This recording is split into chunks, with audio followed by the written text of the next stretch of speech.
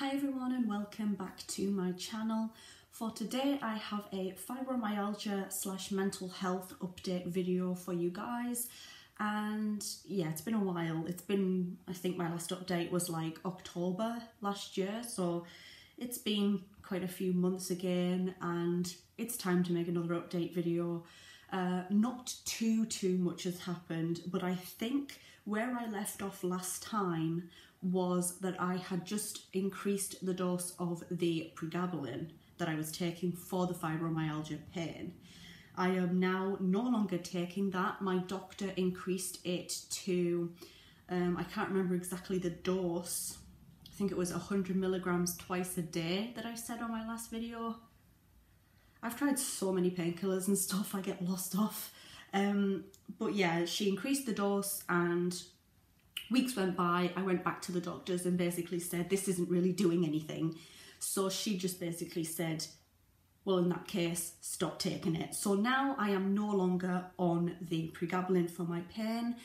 And currently the doctor can't recommend me anything else, like medication wise, for the fibromyalgia pain. And there just isn't much left for me to try in terms of medication. So yeah, that's the end of that.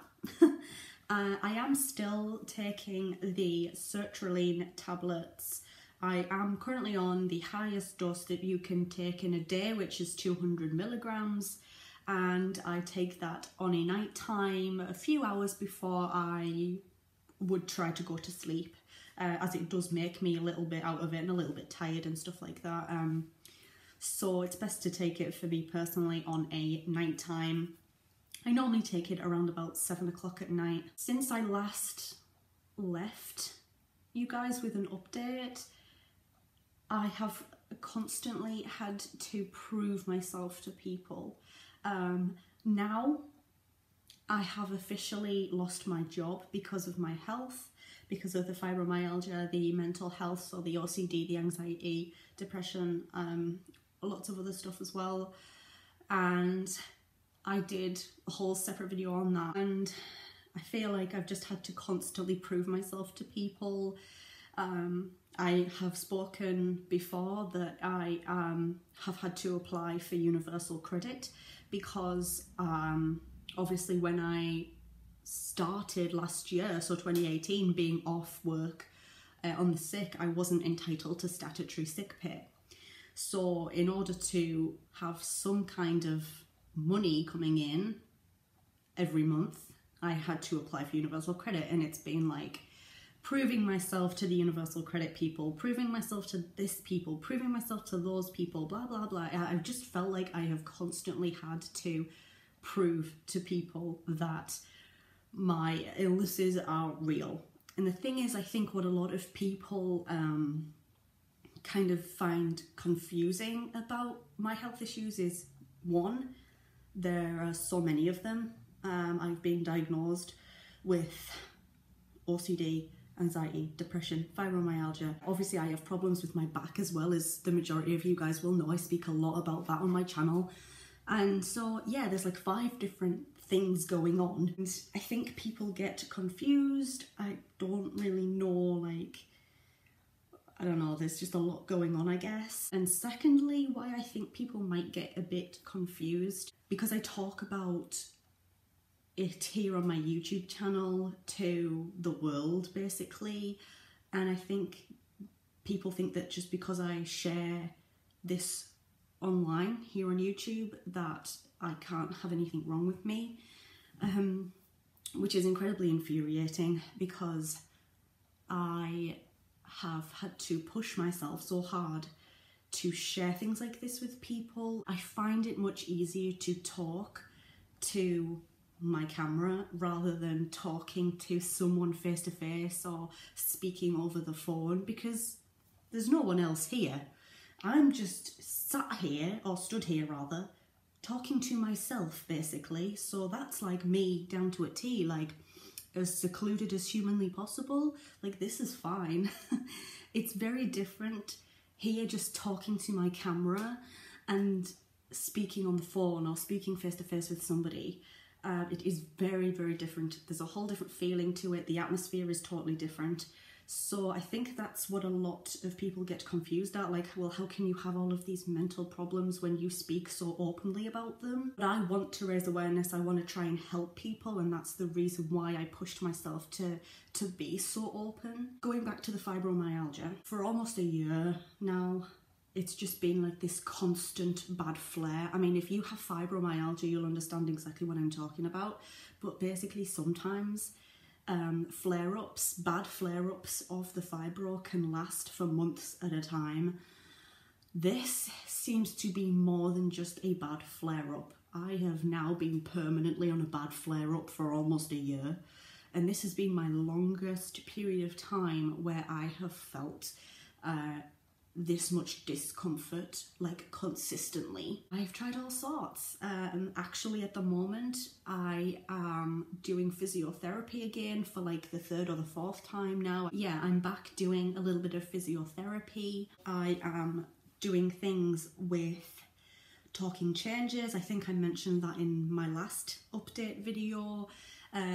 Since my last update video with talking changes, I have had online CBT, so cognitive behavioural therapy.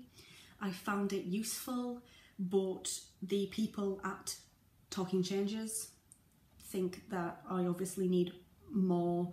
I need to take the next step of intensity for treatment, because I don't know if people know anything about Talking Changes, but they work in like 3 levels of treatment. So level 1 is the level that I have completed back in mid-December 2018, I think it was, that I finished the online treatment course.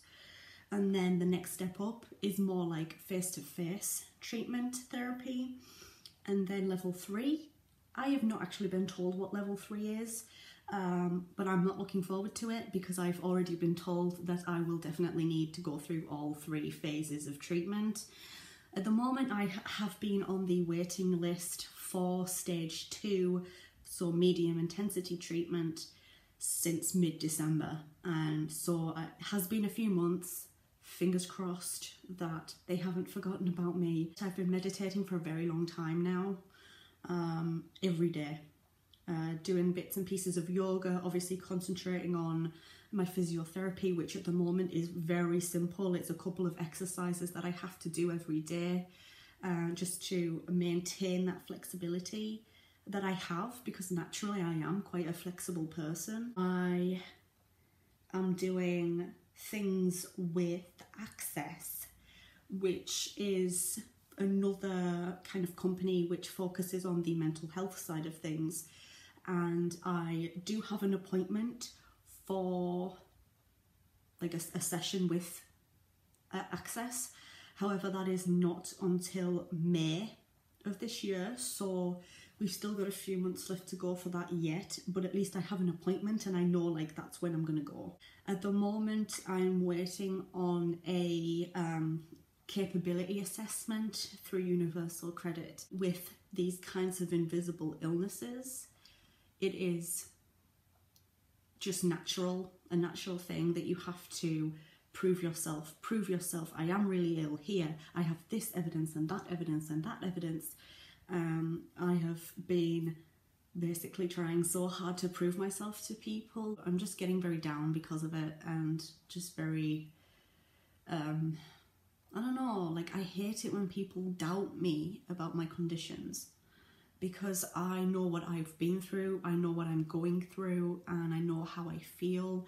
I have all of the proof there, and I've just been having to constantly do that. I can try so hard with treatment, but it doesn't seem like there's going to be that light at the end of the tunnel. And every single therapist, every single professional that I've seen tells me, like, you are doing everything that you possibly can. This has been, you know, obviously, as you guys know, I've been suffering with it for over 10 years. So it's been over 10 years of trying really hard to be as healthy as I possibly can be and to try to lead a normal life.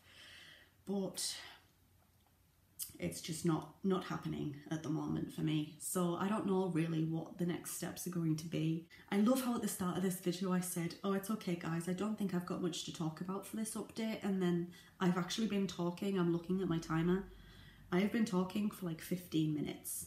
As always, please feel free to share your experiences with the conditions that I suffer from down in the comment section, because not only may it help me, it may help other people who are suffering as well. And that's why I do what I do. Like I keep saying, you know, I want to help people, and it's great the feedback that you sometimes get from people like, oh, well, have you tried this? I found it was useful. Have you tried that? Thank you so much for watching this video. If you liked it, make sure to leave it a big thumbs up. And if you are new here, make sure to click on that subscribe button. Thank you so much. I'll also link in the description box my fibromyalgia and mental health playlist. So if you want to check out some of the other videos I've done on it, then you're more than welcome to. But thank you so much for watching, and I hope to see you in my next video.